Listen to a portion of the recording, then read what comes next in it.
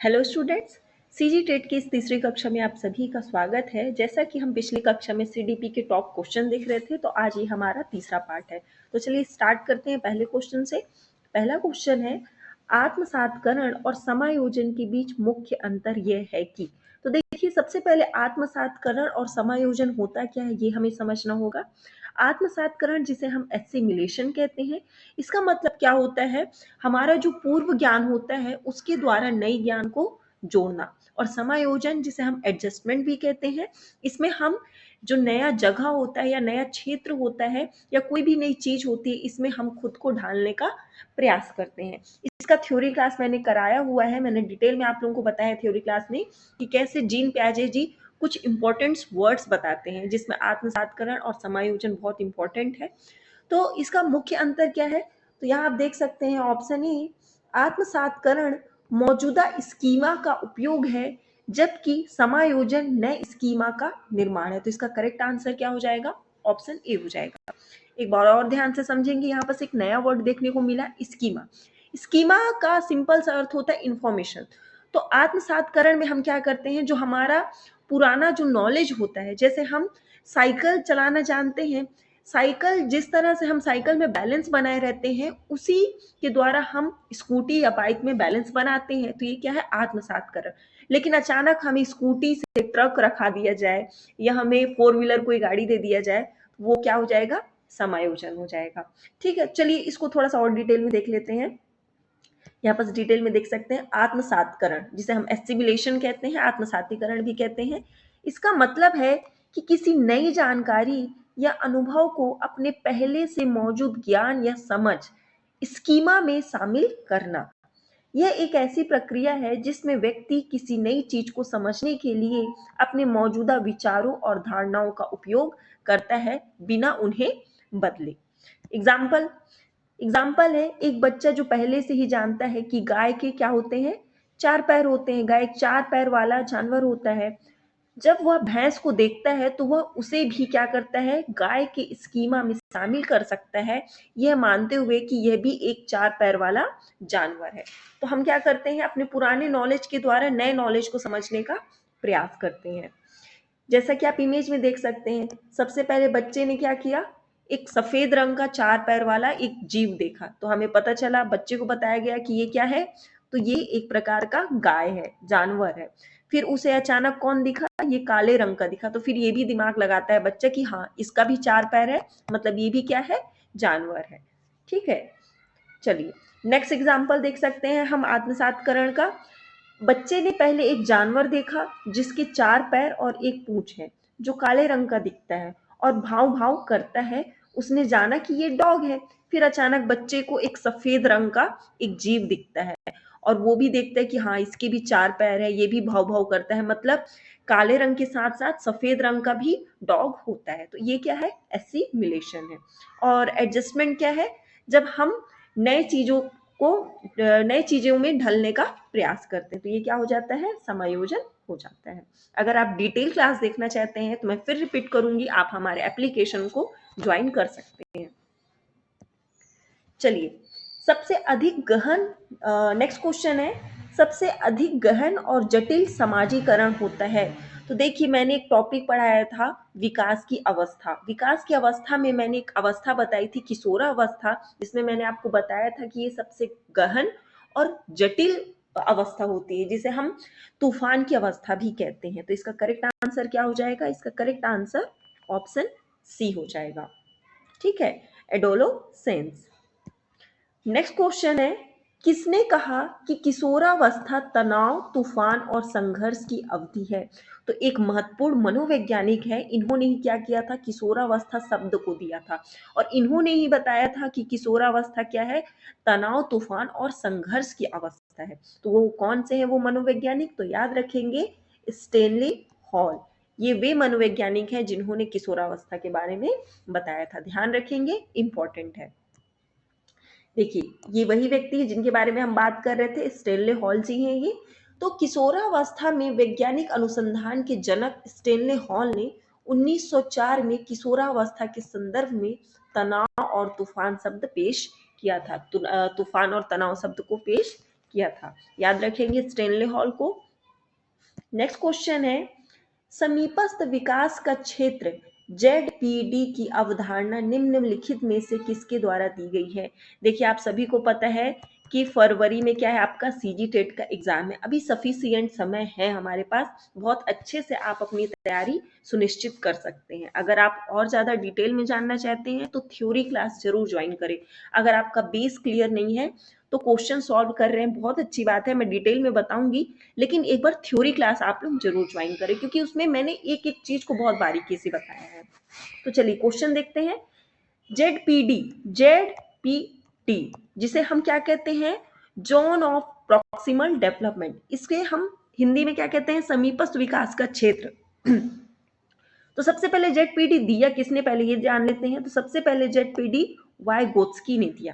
और ये जेड होता क्या है, जेड का मतलब ऐसे समझ लीजिए कि आने की संभावना और वास्तविक, इन दोनों के बीच जो अंतर होता है ना, उसे हम जेड कहते हैं। मैं और सरल भाषा में समझाने का प्रयास करती हूँ। एक एरिया ऐसा होता है जिसमें कोई भी व्यक्ति अपना काम खुद कर सकता है, लेकिन एक एरिया ऐसा होता है जिसमें उसे मदद की जरूरत होती है। एग्जाम्पल के लिए आप सीजी टेट में आपका संभावित क्षेत्र क्या है, आप सीजी टेट में बिना कोचिंग के या कैसे भी करके आप कितना परसेंट ला रहे हैं या कितना नंबर ला रहे हैं, मान के चलिए आप ला रहे हैं 70 नंबर, ठीक है। तो ये आपका एक एरिया हो गया। लेकिन अगर आपको थोड़ा सा गाइडेंस मिल जाता है तो आप क्या कर लेते हैं, आप और ज्यादा स्कोर कर लेते हैं, लाइक 110 या 90 या कितना नंबर भी आप कर सकते हैं। तो ये क्या है, आपका जेड की अवधारणा है। तो इंपॉर्टेंट है ये, बहुत ज्यादा पूछा जाता है एग्जाम में। चलिए नेक्स्ट क्वेश्चन देखेंगे। नेक्स्ट क्वेश्चन है, स्केप फोल्डिंग ढांचा निर्माण की संकल्पना किसके द्वारा दी गई? तो देखिए आपका जेड हो या स्केप फोल्डिंग हो, ठीक है, ये किसके द्वारा दिया गया है, ये दोनों ही आपके वाइगोत्स्की के द्वारा दिया गया है, ठीक है, लिखा हुआ है वाइगोत्स्की के द्वारा दिया गया है। तो बहुत इंपॉर्टेंट है।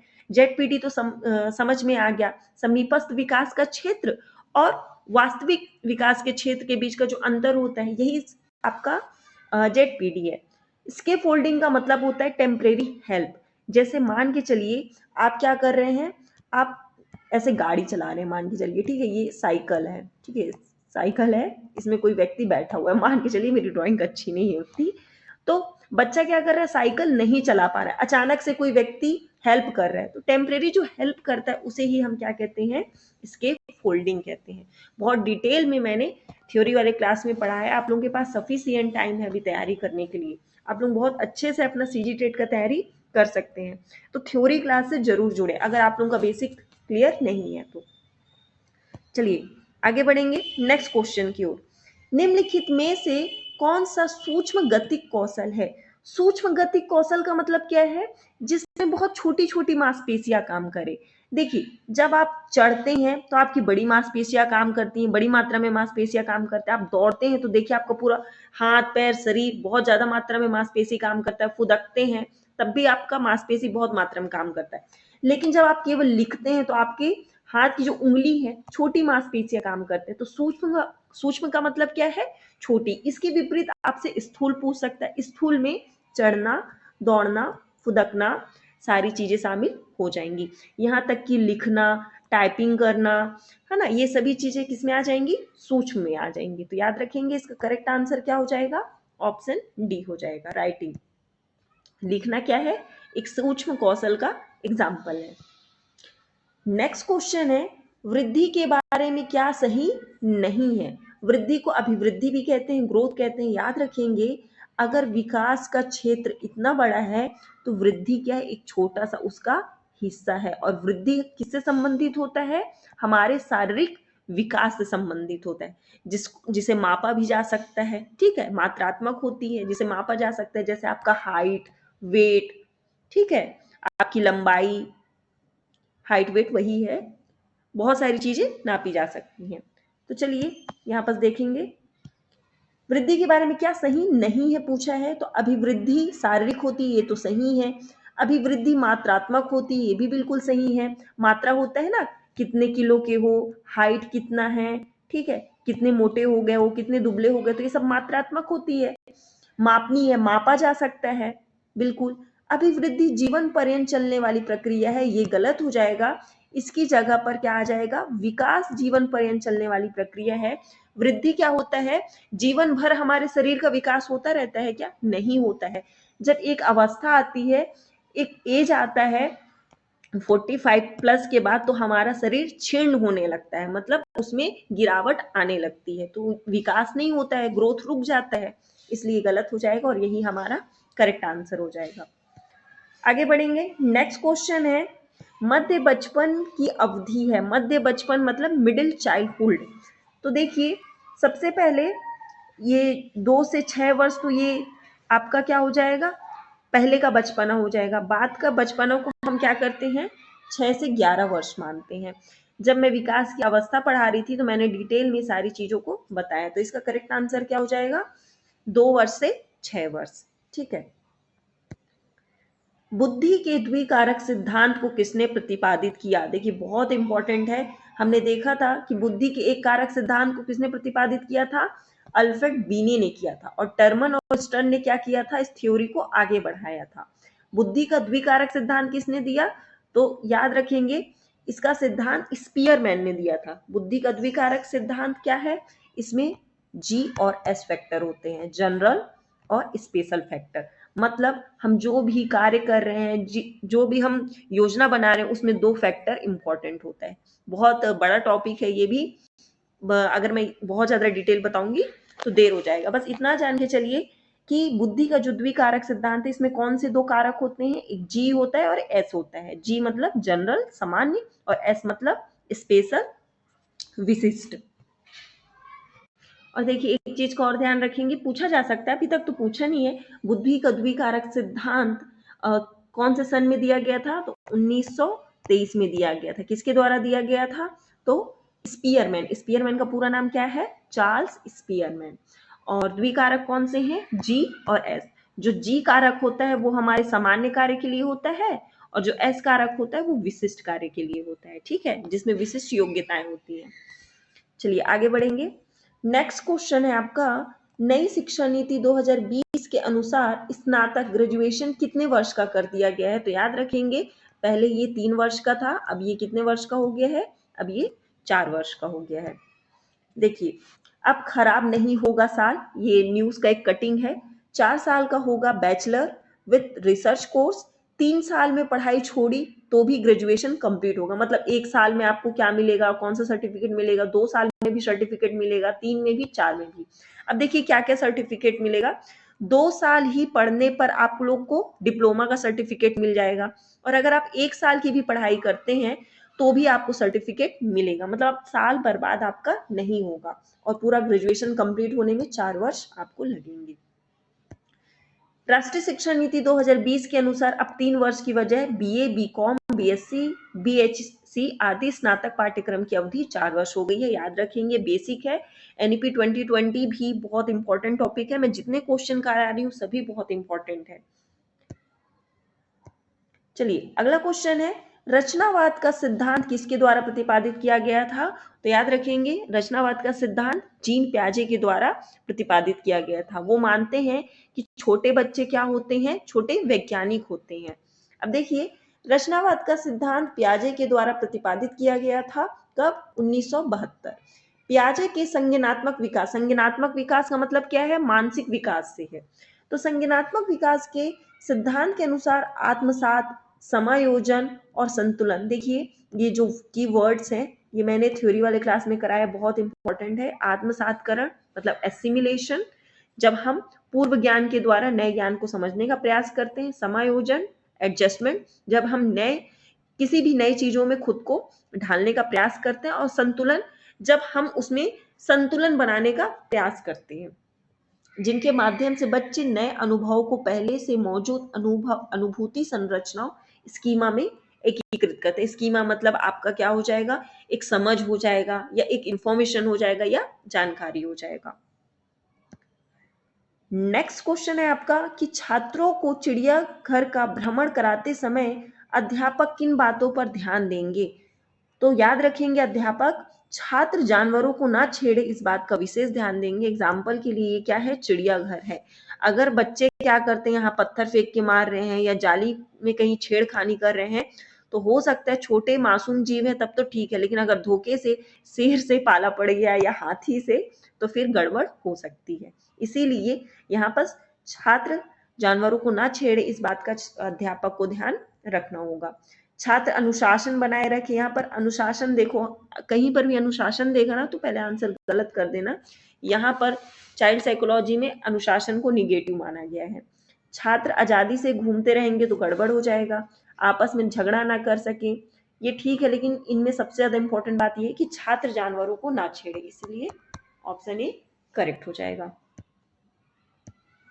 नेक्स्ट क्वेश्चन है लॉरेंस कोहलबर्ग। लॉरेंस कोहलबर्ग ने किस पर सिद्धांत दिया था, तो याद रखेंगे बच्चों की नैतिकता पर सिद्धांत दिया था। आगे बढ़ेंगे। लॉरेंस कोहलबर्ग विकास के क्षेत्र में शोध के लिए जाने जाते हैं, तो किस शोध के लिए जाने जाते हैं, नैतिकता पर, नैतिक शोध के लिए जाने जाते हैं। तो यहाँ पर करेक्ट आंसर क्या हो जाएगा, ऑप्शन सी। अगर यहाँ पर वाइगोत्स्की बोलता तो क्या हो जाता, समाज हो जाता, क्योंकि उन्होंने समाज पर अपना सिद्धांत दिया और लॉरेंस कोहलबर्ग ने नैतिकता पर अपना सिद्धांत दिया। जीन पियाजे जी ने बच्चों के मानसिक विकास पर सिद्धांत दिया। तो ये कुछ बेसिक चीजें आपको ध्यान रखनी होगी।